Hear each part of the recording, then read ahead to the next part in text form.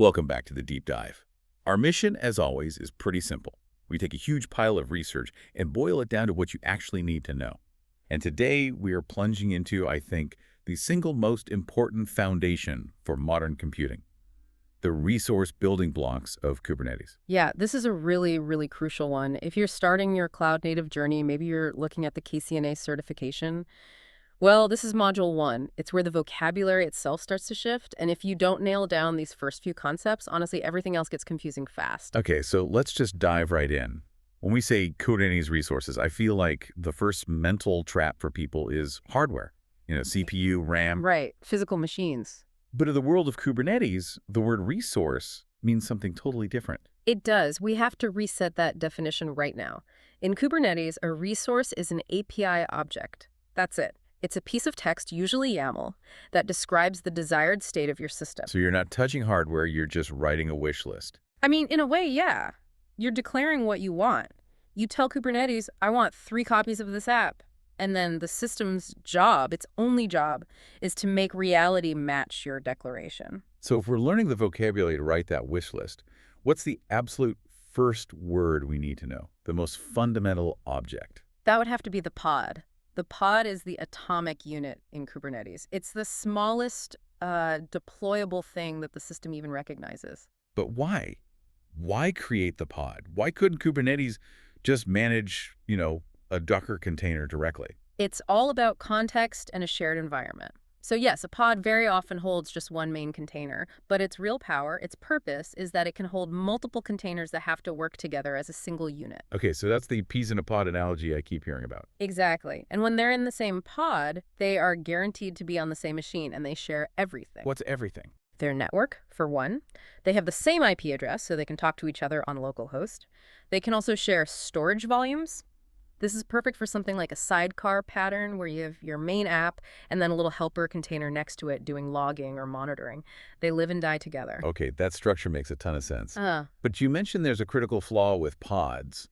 What's the danger of just running a single naked pod by itself? The danger is simple, and it's fundamental to understanding Kubernetes. Pods are ephemeral. They're mortal. If a pod crashes, app error, node dies, whatever, it doesn't come back. Kubernetes will not resurrect it. It just stays dead. So if you launch a pod by itself, you've launched a single point of failure with no self-healing. Yeah. That's a huge mental shift. It absolutely is. The whole system is built expecting failure, which leads us right to the next layer of resources that exist only to solve this one problem. Okay, so if the basic unit of work is designed to die and stay dead, what gives us the resilience we need for, a real production website? We move up a level of abstraction to the replica set. This is where stability comes in. A replica set has one very simple, very strict job. Make sure a specific number of identical pods are running at all times. So it's like a supervisor doing a constant head count. If I say I want 5 pods, it makes sure there are always 5. If one of them dies, the replica set controller sees the count is at 4, knows the desired state is 5, and it immediately spins up a new one to replace it. And this happens automatically? Instantly. That's the self-healing. It doesn't fix the broken thing. It just replaces it with a new one. Okay, that's powerful. But here's the thing. You mentioned we almost never actually touch a replica set directly. We use something called a deployment. If the replica set is doing the hard work of self-healing, why do we need this other thing, this deployment, managing it? That's the critical question. The replica set is, it's reactive. It only cares about maintaining the current state. The deployment, on the other hand, is the manager of strategy. It's about managing change. And by change, you mean updating my app, like going from version 1 to version 2. Exactly that. Imagine you have 5 pods running V1, all managed by one replica set. If you just changed that replica set, it might just kill all 5 at once to start the new ones. Which would mean downtime. A lot of downtime. Right. The deployment prevents that chaos. It's much smarter. So walk me through it. How does a deployment handle a rolling update without causing an outage? Well, when you tell the deployment you want to move to version 2, it doesn't touch the old replica set at first. Instead, it creates a brand new replica set for version 2. It slowly starts scaling that new one up. Maybe it adds one new V2 pod. Once it sees that new pod is healthy and running, then it kills one of the old ones. Exactly. It then scales the old V1 replica set down by 1. It's this carefully managed one-for-one handover. It maintains the total number of pods the whole time, so your users never see a disruption. And if that new V2 pod fails, It just stops the rollout and can instantly roll back. So, just to recap for everyone listening, the pod is the disposable worker. The replica set is the supervisor, making sure enough workers show up. And the deployment is the CEO, planning the strategy for how to hire new workers and retire old ones without shutting down the factory. That's a perfect analogy. That hierarchy is key. Absolutely. Okay, so our app is running, it's stable. But in a big company, a single Kubernetes cluster could have hundreds of apps from different teams. How do we keep things organized? How do we stop the dev team from accidentally breaking the production environment? We do that with namespaces. The easiest way to think of a namespace is as a virtual cluster inside your real physical cluster. It's a way to partition everything. And what's the main benefit? Is it just for organization, like folders? It's organization, but it's also for security and scope. Resources in the development namespace can't see or touch things in the production namespace by default. It provides that critical isolation. You can have a dev, a prod, a staging namespace, or even one for each team. It stops people from stepping on each other's toes. A necessity, for sure. Okay, moving from organization to configuration. This is Security 101, but we have to say it.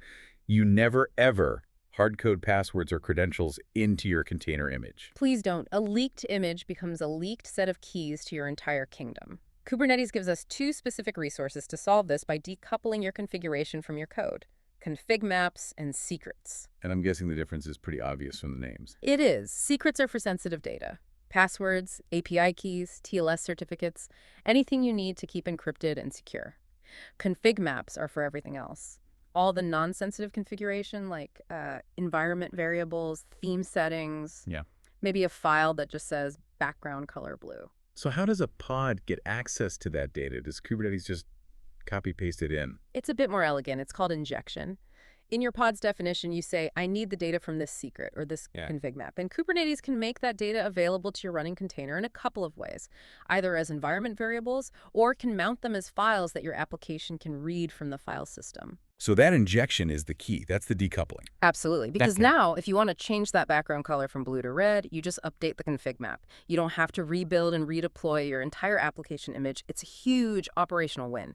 It prevents that classic mistake of a developer hard-coding a production database password into a test build. This whole architecture is designed to avoid that class of error. That really drives home why this matters. Okay, we have our app. It's resilient, organized, secure, but we're back to that core problem. Pods are mortal. Every time a replica set replaces a pod, that new pod gets a brand new random IP address. Yeah. So how does anyone find it? And that is the exact job of our last foundational resource, the service. The service provides the stability that the pods themselves can't. Precisely. A service gives you a stable permanent IP address and a stable internal DNS name for a group of pods.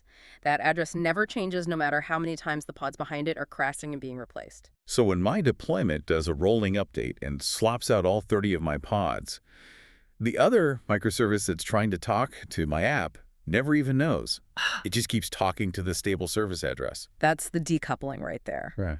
And the service does more. It's also an internal load balancer. It knows which pods are healthy and ready, and it automatically distributes the traffic across all of them. That's fantastic. Are there different types of services depending on who needs to get to the app?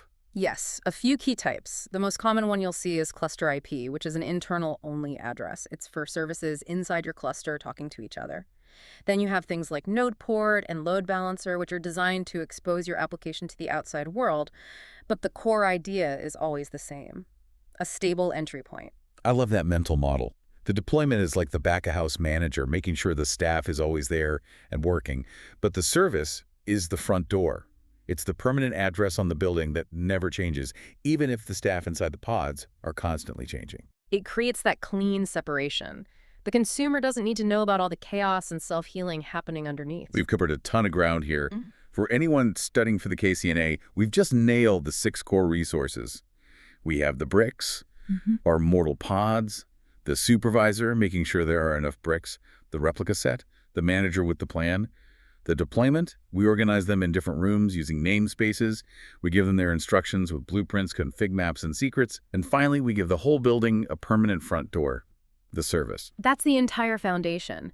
And the really interesting thing, the bigger idea here, is that this entire complex, resilient architecture, it all exists because of that one single decision at the very beginning. That the pod is ephemeral.